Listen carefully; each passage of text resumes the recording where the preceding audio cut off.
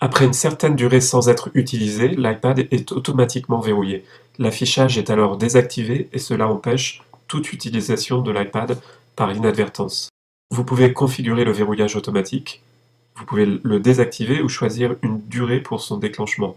Pour configurer le verrouillage automatique, allez dans Réglages, choisissez Général et choisissez Verrouillage auto.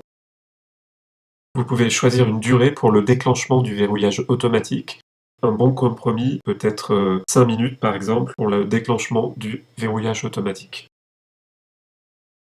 Par sécurité, il est possible de configurer un code à saisir à chaque fois que vous allumez ou réactivez votre iPad.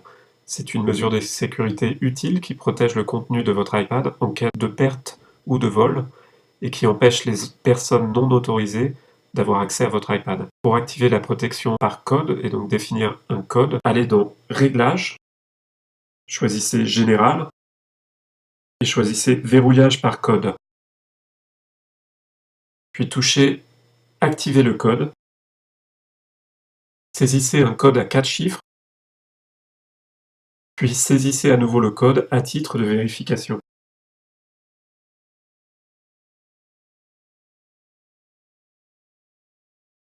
Le code est activé, donc la protection des données est activée sur votre iPad.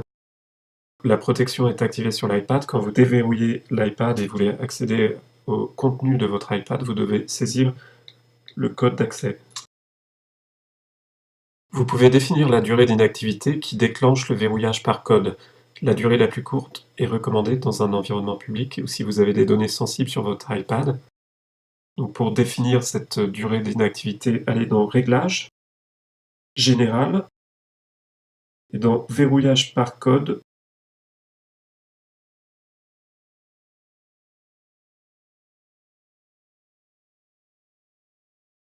touchez Exiger le code.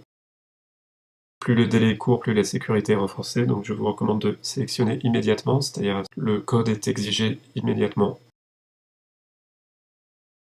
Lorsque l'iPad est verrouillé, le cadre photo numérique est tout de même accessible et n'importe qui peut voir les photos sur l'iPad. Pour empêcher l'accès aux photos, désactivez l'option cadre photo ici. Donc l'accès aux photos en mode verrouillé ne sera pas possible.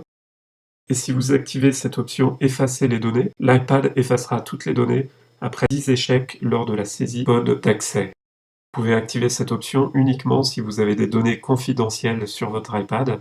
Sinon, il est préférable de ne pas activer cette option, donc on va la laisser inactive, car vous pouvez perdre toutes les données sur votre iPad.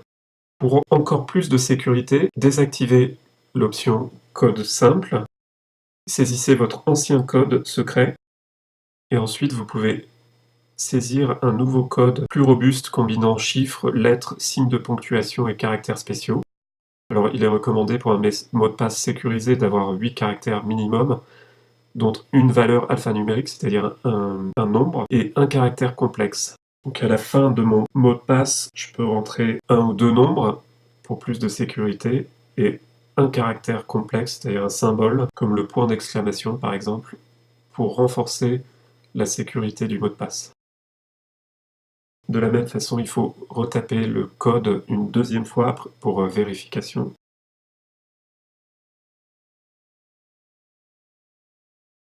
Pour désactiver la protection par code, allez dans Réglages, choisissez Général, touchez Verrouillage par code, donc vous devez entrer votre code secret, et touchez Désactiver le code.